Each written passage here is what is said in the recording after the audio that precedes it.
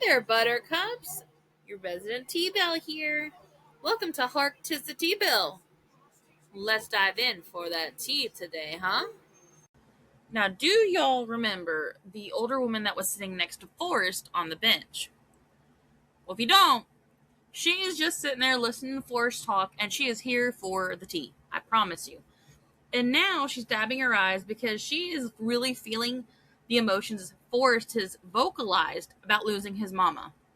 Now, what that tells me is that Forrest is a good storyteller because the emotions he is arousing in a stranger, well, for better or for worse, is amazing, right? Now, he does us a favor and he summarizes his life thus far for us. Now, because I'd been a football star and a war hero and a national celebrity and a shrimping boat captain and a college graduate, the city of Greenbow, Alabama decided to get together and offer me a fine job. Now, that fine job he takes, a gardener, literally a gardener. And so he never returned to work on the shrimping boat with Lieutenant Dan. But Lieutenant Dan sure did know how to take care of that money they were earning. You know how? That money was invested in a fruit company. One that we all know rather well now. Apple. Now, he didn't need all that money, right? He was good, so what did he do with some of it?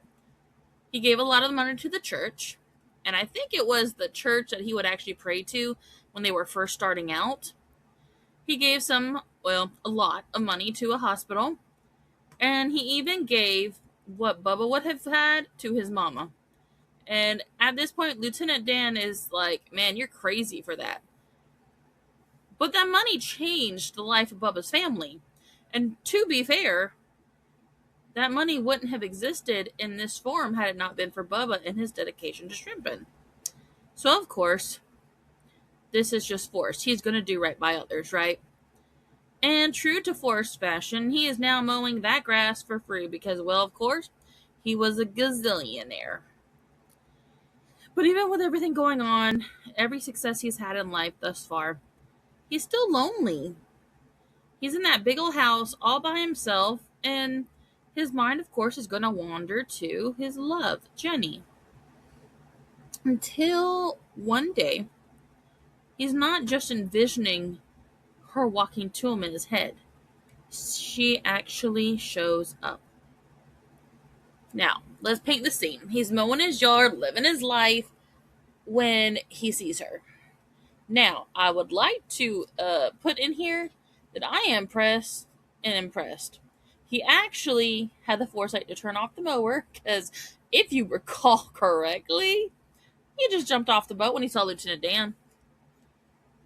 So, yeah, but he does stop the mower, he gets off, and I'd like to think that her coming back was her trying to change the path of the life that she was going on.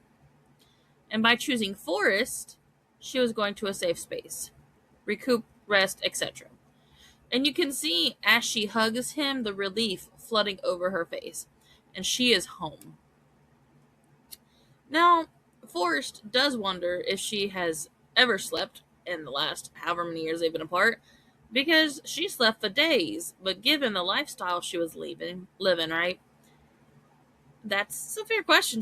Could she really sleep? Not to mention, in the scenarios and the environment she was in, was she safe enough to truly sleep restfully? Now, what I love about this coming together with Jenny and Forrest is Forrest got the company he really wanted, as she got the peace and security she needed. And at this point, understandably, she just isn't ready to talk about her experiences. And I can't blame her, because she's gone through a lot of stuff trying to run from the demons. And we can see this especially, excuse me, when she and Forrest come upon her childhood home, right? Now, she walks up to the house with purpose, and she is throwing whatever she can throw. She starts with her shoes, follows up with rocks, and then she collapses to the ground and cries. And this is where we truly understand that this house is the foundation of her lifelong issues. Issues she could never truly outrun.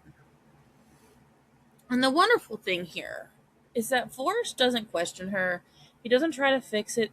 He merely squats, sits, whatever you want to call it, down with her. And he lets her feel all these emotions running through her. And these are the emotions she is likely learning she can't outrun. And he summarizes this in a way that is so simple but true. Sometimes I guess there are not enough rocks. Now, as they spend more time together, it is a seamless transition, right? Because they are now peas and carrots again. And there are times that you do wonder, is the guilt getting to her?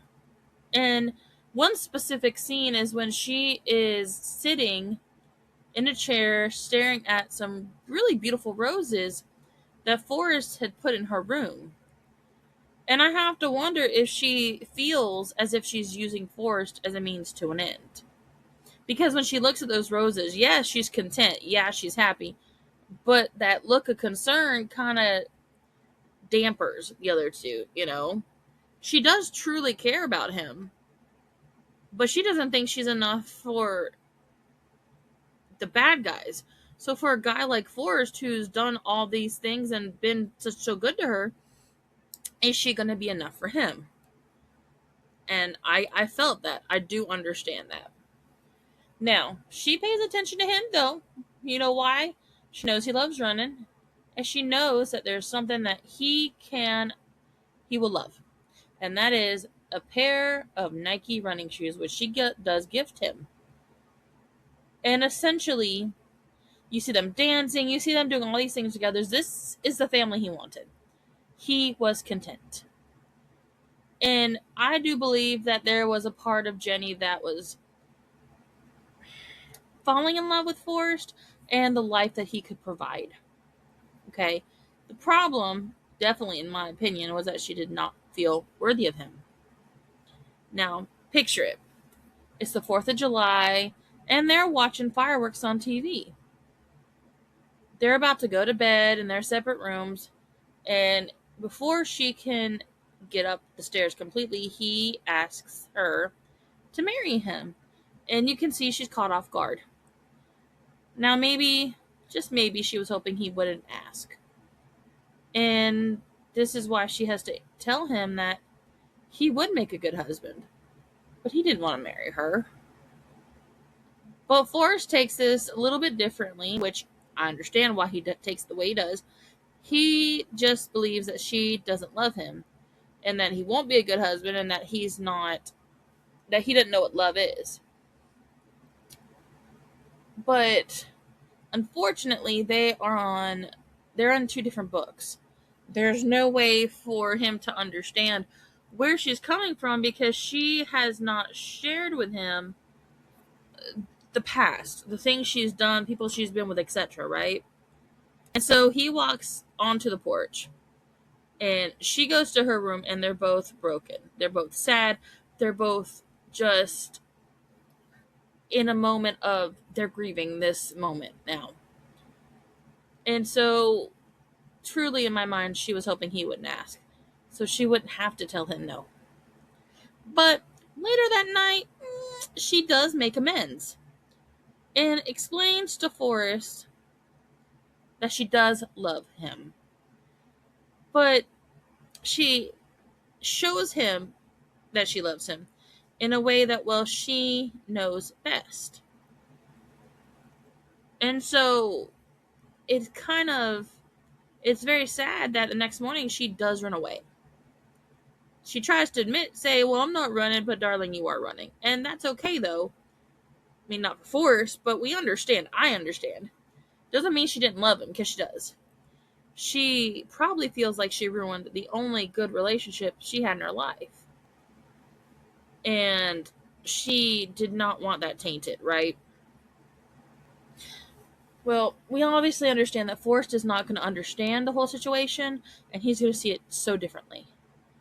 And he's sitting there one day, and he's adapting as well as he can, but he decides he's going to go running. Now, he has no destination in mind. He just runs. And he ends up running all over the country. And while he's doing this, he's still helping people, right? So remember how he's been on the news multiple times before this? Well, guess what? He's back, and Jenny sees him.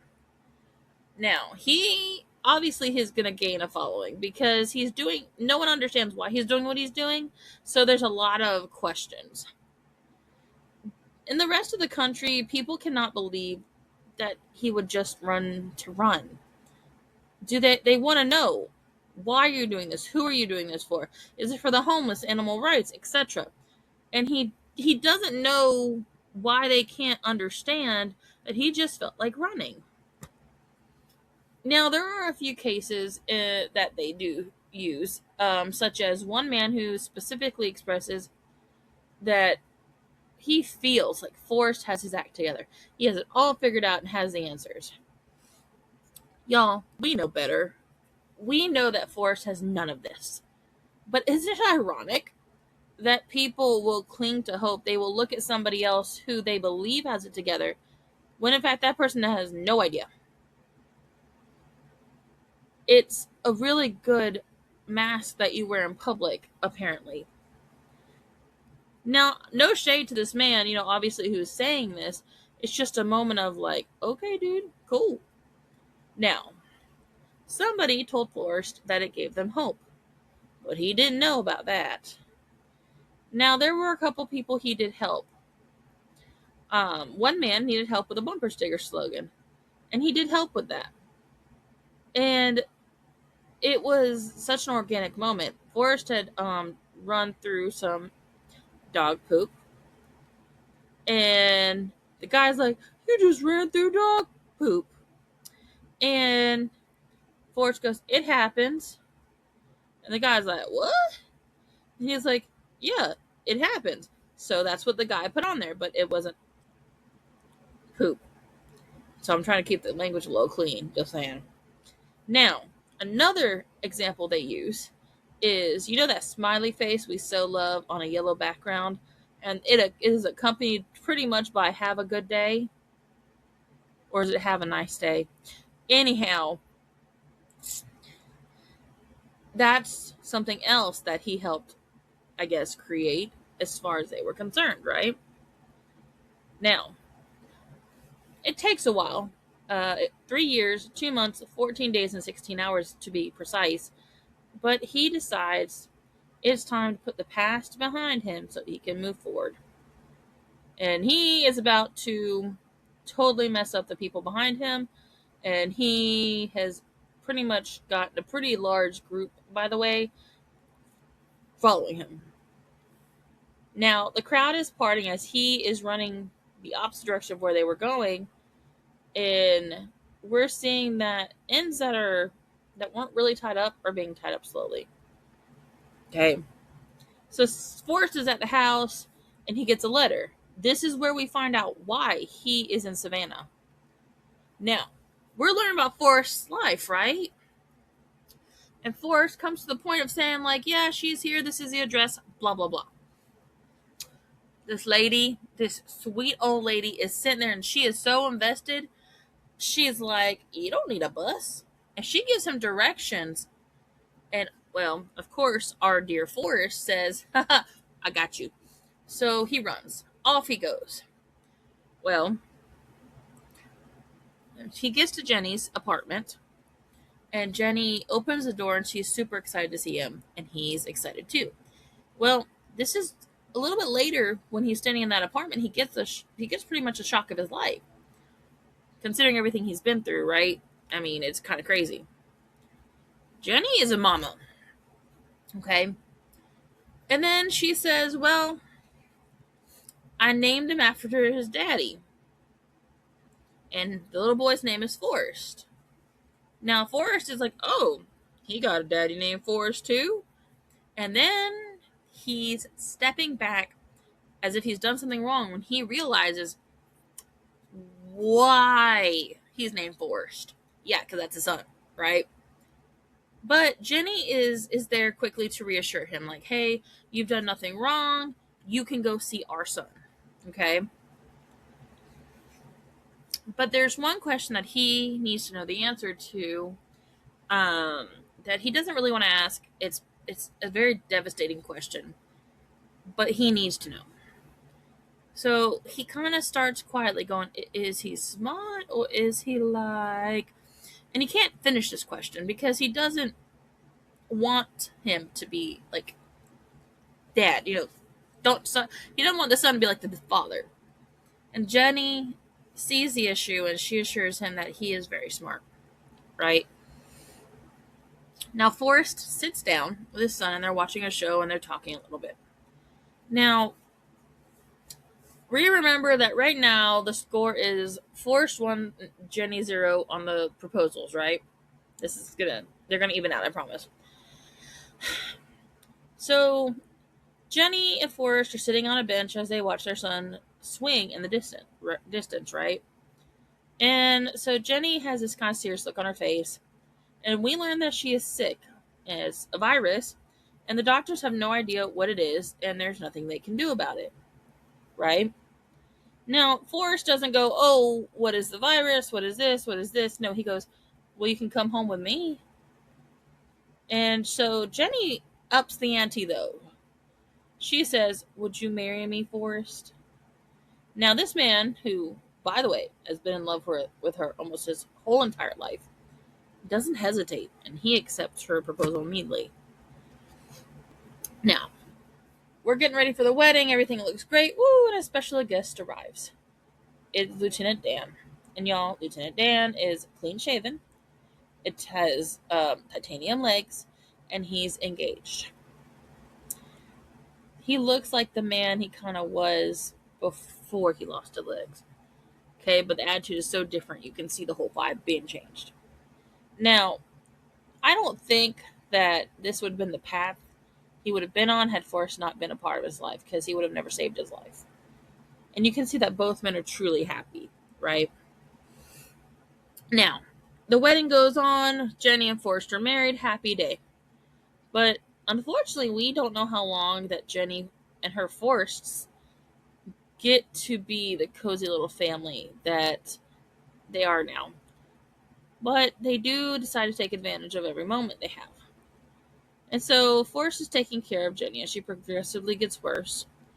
And we learn that this about Jenny. You died on a Saturday morning. I had you placed you under our tree. Now, I say that because he's talking to her grave. And he places a letter from Little Forrest on the grave that he is not allowed to read. Now, he had finally gotten Jenny, his Jenny. But he did finally lose her for good, unfortunately.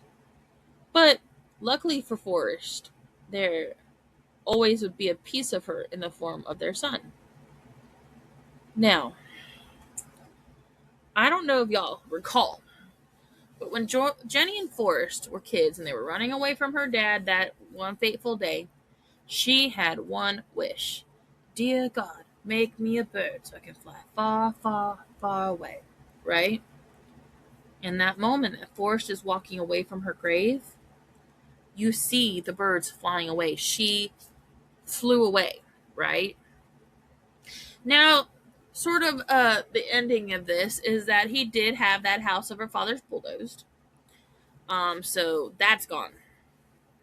And so we see the final scene where Little Forrest and Big Forrest are waiting by the bus stop so that little man can go to school. Now the bus stops.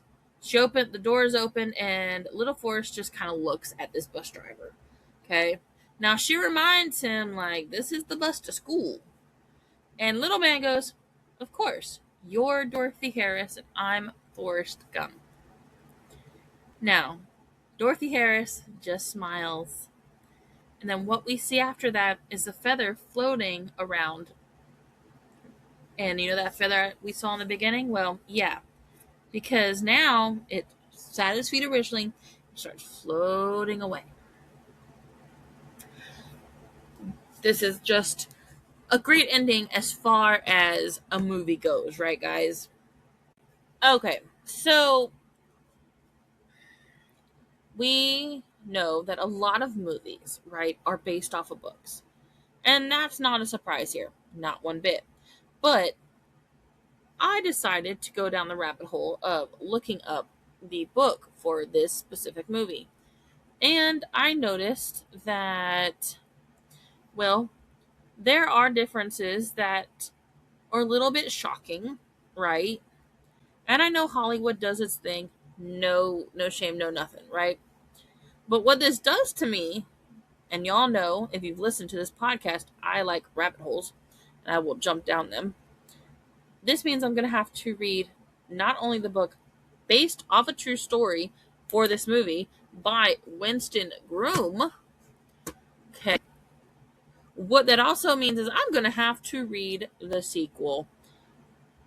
And when I tell you that I've already looked up the how do you put it? I've looked up the plot of the sequel. I'm not happy with it. I'll be very, very honest. And see, that's something that I do love about movies is that when they finished the movie Forrest Gump, it tied everything up in a perfectly beautiful knot, did it not? Now, yes, they lost Jenny, but Forrest has gotten everything he needs. He doesn't have to worry about money. He's got a son. He's got someone who needs him. He won't be lonely. Like, it's great, right? And then you learn that Winston Groom wrote this book because his father had told him stories about a mentally disabled boy who grew up in Alabama. And there's a sequel. And the sequel makes it sad, makes it more makes it real. And I know everybody out there is going, well, yeah, that's just how life is. And I know that. I would say the same thing. But at some point, you all are going to get probably multiple episodes because I don't think I can do it in one. For Forrest Gump the novel, released in 1986, and its sequel, Gump and Cup, released in 1995. Okay. Now there are other books you can get related to Forrest Gump. I'm not all that concerned right now with those, but I am going to in the future probably do the books Forrest Gump and its sequel, Gump and Co. Now, that does not mean that I forgot about Fried Green Tomatoes, the book, and its sequel. I'm human with not enough time, to be honest. But all that being said, there were a few things that I did want to kind of bring up, just because it was interesting to me. So, in the movie, Jenny alludes, right? They don't come out and say what it is that she dies from, okay? But I did do a little investigation on it, because, I'm curious. Because in my head, I have always really thought that, what happened to Jenny really was around that time, okay? So in the film version, because that's what we discussed for the last 3 episodes, screenwriter Eric Roth actually confirmed that in the movie, Jenny dies of complications from HIV/AIDS. Now, they had intended that as a part of a planned but never produced sequel, right? Now, the question, it's the movie describes her illness simply as an untreatable virus because it was reflecting the stigma and the limited knowledge of HIV and AIDS during the early 1980s, right? And of course, this is all according to Google, okay? But that being said, it also represents the opposite of Forrest's success up to this point, doesn't it? Um, so it's interesting. I am going to read on I am going to read the book, right? But and it's actually interesting because they had intended to actually touch upon the more taboo topics of her struggles, like the substance abuse, the promiscuity, etc. Um, and then, it's also a lot of symbolism because Jenny went down the path of the dark underbelly, right? She was embracing a lifestyle that truly contrasted with Forrest's lifestyle, and Jenny was the wild child to the innocent Forrest, um so it's an interesting fact. I mean, so in that, I don't know. So yeah. At the end of this, guys, we all know that at the end of the day, it's not about this movie. They did change a lot of things, which, I mean, I understand that's what you do in Hollywood. I'm not gonna like trash anybody on that. But I do love the way that they bring these contrasts up. They show the life of somebody that doesn't mean to do so much, but does so much, right? Which tells us, to be fair, that you don't have to be big and bad and loud in everything that you do, right? You literally can go about your life um and affect those around you. It's almost the ripple effect, right? Um and that being said, let's just take out of this the fact that we all have a purpose, we all have a place, and sometimes you have to be in the right place at the right time in order to get the things that, to be there, right? And what I mean by that is, I know I didn't explain it well. When we're supposed to be somewhere, we will be somewhere, okay?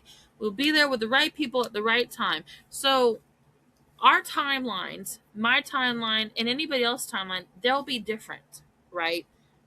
That doesn't mean that I'm doing better than somebody or doing worse than somebody. That simply means that my timeline is different. So when you look at your timeline, if you look at yourself and you think you're not far enough along in life, or you simply don't feel like you've done anything, are you sure? Are you absolutely sure? Because you have to remember that you are important, and you are an important part of many people's lives, even strangers you probably didn't even know that you affected. So with that said, buttercups, please remember that you are on your own timeline. You are important, you are necessary, and please do good, be good humans. I'll see you next week. All right, buttercups, I did forget to mention one thing. PS. You can find me on Spotify, YouTube, Facebook. You can email me at harktisthetbell@gmail.com. I would be happy to get any messages. You can questions, comments, any topics that you think might be interesting, that you might think I find interesting.